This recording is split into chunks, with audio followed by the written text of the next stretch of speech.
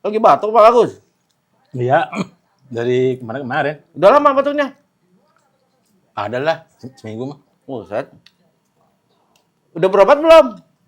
Udah. Hmm, Berobat mulu kan. iya. Wah, ini jangan-jangan gejala yang kalau ya orang-orang tua bilang batuk yang 100 hari nih. Ah, lu ada aja. Lah bukan, orang tua dulu ngomongnya begitu Bang Agus. Katanya ada obat batuk yang 100 hari, kalau belum 100 hari itu belum sembuh. Lu salah dibohongin itu. Maksudnya ya namanya orang tua ya.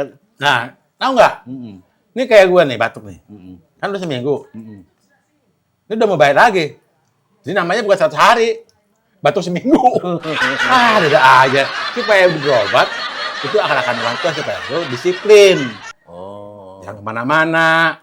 Istirahat banyakin. Minum air putih. Supaya tenggorokan gak gatel.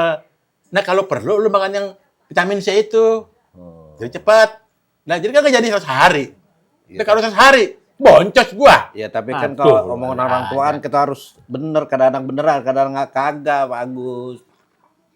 Udah gitu doang. aja. Oh, jadi Boleh ikutin tapi kita jangan pakem situ. oh gitu ya ya ya. Ya. Nah.